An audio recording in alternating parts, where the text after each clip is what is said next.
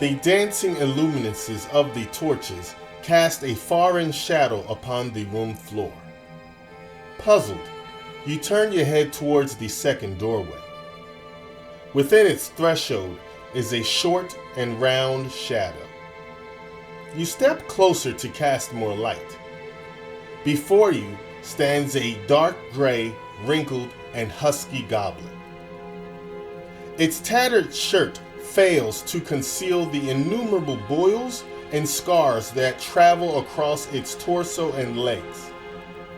Its right sleeve is nothing more but blood-stained rags, with only a single jagged bone jutting from it where its arm ought to be. The goblin's eyes silently dart from face to face, and then rest upon the now opened chest. Its jaw drops, and a gasp emerges from its throat. Its eyes then peer into the corner of the room where the crumbled remains lie of the clay golems. Its eyes narrow, and its brow curves down. It growls and rushes back into the darkness from whence it came. Instinctively, you and two other party members run through the threshold to pursue this one-armed goblin.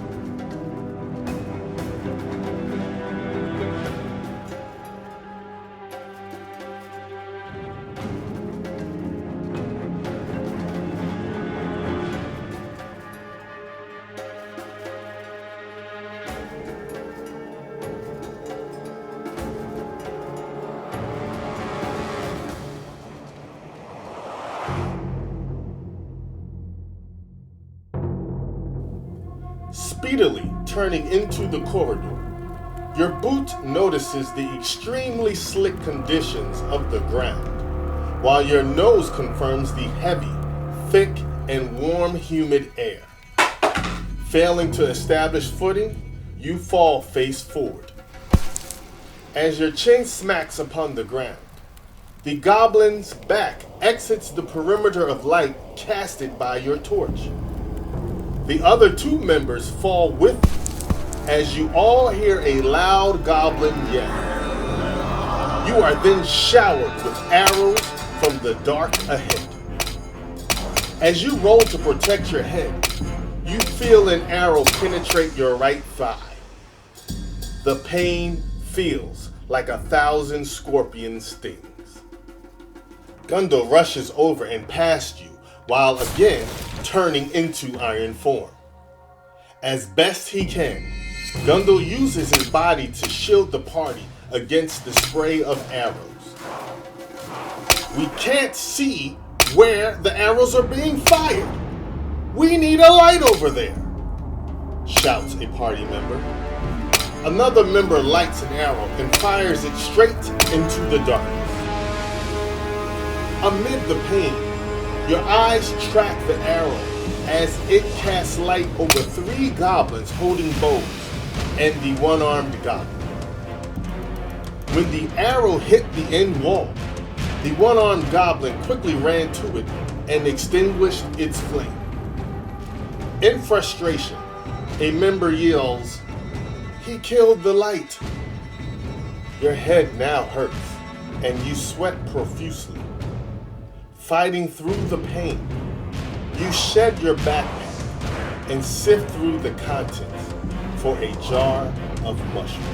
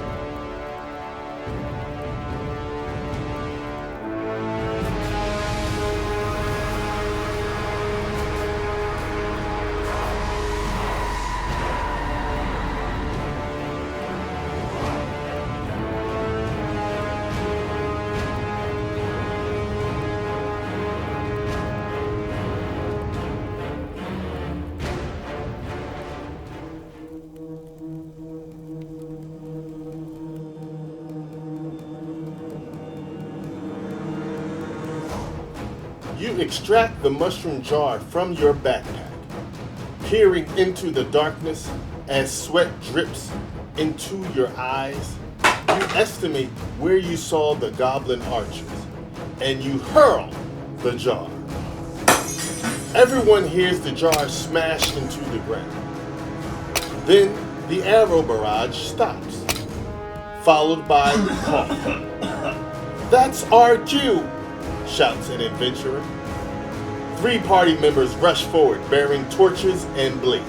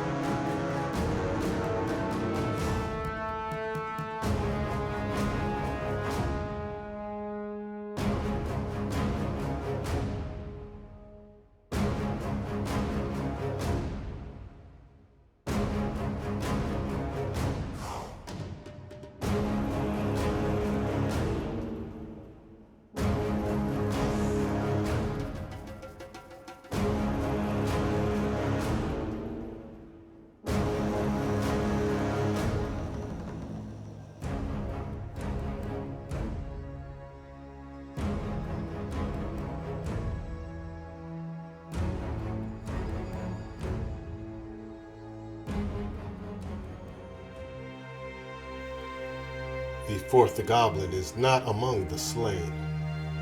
It must have retreated into the dark. We cannot pursue without splitting the party, for your health is in need of attention. The party secures the corridor and works to remove the arrow from your thigh. They break the arrow shaft and pull the arrowhead straight through. Upon touching the arrowhead, its metal bites the holder. This arrowhead, it's cursed. And so you have been also. Hold still. I will attempt to remove this evil pain. Ondoa Leana. Instantly, your fever has subsided. Your thigh is now bandaged, and you drink the warm ale from your yellow canteen to dull the pain. The corridor's end has 2 possible paths forward. Gundul then holds the strange stone, and it tugs his fingers towards the chamber on the right. This chamber is narrower than the last, but it is longer. In this 20-foot-high chamber, a stone ledge standing 4 feet from the ground travels along the walls on both sides. Scattered round the chamber are skeletal pieces of unidentifiable creatures. In the center is a round stone altar affixed with chains. I fought goblins before. That wasn't much of a hunting party. In fact, they seemed old, decrepit even, whispers one adventurer. I agree, says another. They weren't even dressed in battle armor or gear, and had no treasure. Goblins love gold, right? I don't think they were expecting us. In fact, I think they were coming through that room to turn the darkness back on. When I read that incantation earlier, it decreased the amount of active darkness spells. The last sentence was an instruction that read, "Shroud the relic in infinite darkness." This tells me that the evil we seek here is an evil relic.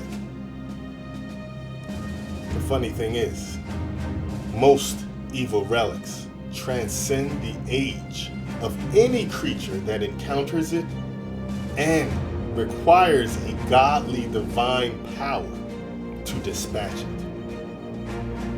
We can only hope to contain it or to hide it. and nothing more. As you search the corners of the chamber, you find a severed human hand clenching a letter. Crusty, dried blood lie underneath its long fingernails. With your knife, you pry the letter from its grasp. Unfolding it, you recognize the insignia of the cult of the monolith on the letter's outer edge. The letter reads, "Our way in and out has been removed from us. Foul things lurk within this quiet dark. Yet, we hear the pounding echo of a hammer against iron. We feel the birth of evil devices. The forge is alive. The former master is no more. Who wields the relic and commands this forge? The evil right belongs to us. It belongs to the monolith." As you pass the letter to Gundul, you notice that the back wall of this chamber houses a very large and camouflaged door that almost touches the ceiling. Moving closer to it, you see that the door is slightly ajar. With weapon drawn, you stand silently, staring at the door. Its bottom edge emits a cloud of dust that hugs the chamber's floor and pushes the door open another few inches and then stops. The party stands silently, staring at the door. "It's a trap!" shouts a party member as he shoots 2 arrows into the darkness of the door's opening. There is silence. With tremendous force, the door swings open and a monstrosity emerges from a thick cloud of dust. 16 feet tall and 10 feet wide, this 3-headed undead serpent lunges at you. "A Staldra!" shouts Gundul. "This monster is from before the dawn of time."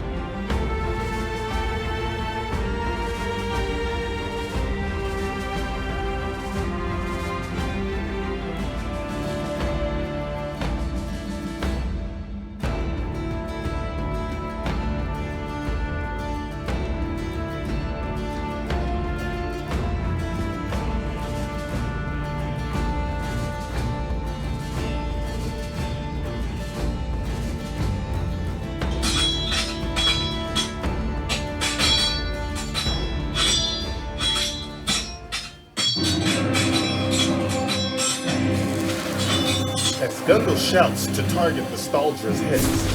The beast leaps forward towards a party member. With a single strike, its middle head lunges forward and swallows the adventurer whole. The party is horrified. Everyone, grab hold of a chain at the base of the altar.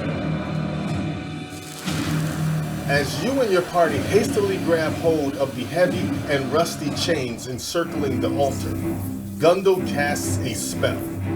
You instantly feel an imbalance within your inner ear and see debris from the chamber floor float past your head and toward the ceiling. In a swift gust of force, your body is yanked upward and is thwarted by your strong grip on the altar chain. The beast is thrown upward and crashes into the ceiling. The force of the impact has temporarily stunned the Staldra. Gundul then points to an area of the chamber where the spell has not affected. You and your party make way to that area. Once there, The party equips its ranged weapons to target the Staldra's heads.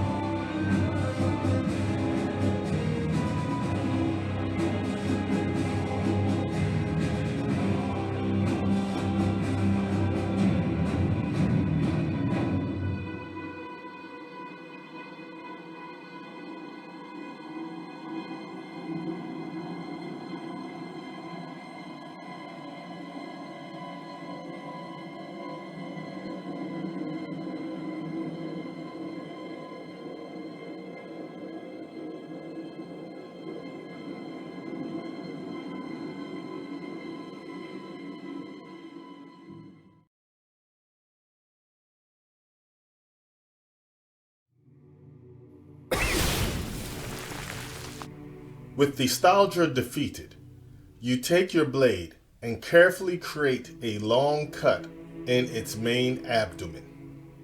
Along with the foul odor of decaying corpses, out falls your previously swallowed party member, unconscious but alive. "Thank heavens, he's alive," shouts a party member. "Yes, but he's in pretty bad shape. He's in no condition to carry on," says another. "What about the healing potions?" "Save your potions, as they will not help his catatonic state. The only recourse is for me to teleport him to a mystic healer. As I am now familiar with this room, I should return shortly. Do not press forward without me, for I fear there are far more worse things in this dark." "Wait, you can teleport?" questions a party member. Carrying the unconscious member, Gundul holds his wizard staff high and opens an oval portal. As soon as he steps through it, the portal closes. As the remaining party secures the chamber, you consult your mystic insight. After unsheathing the talisman from your person, you reverently move it into the light. When its murmurs are clearly heard by your ear, it says, "Shh. Do you hear that? It's coming." You turn and gaze into the darkness of the opened large chamber door. As you stare, the chatter of the party can no longer be heard, and you feel compelled to holster your weapons. Within your head, you hear a clear but raspy voice saying, "I would like to speak with you now. Come."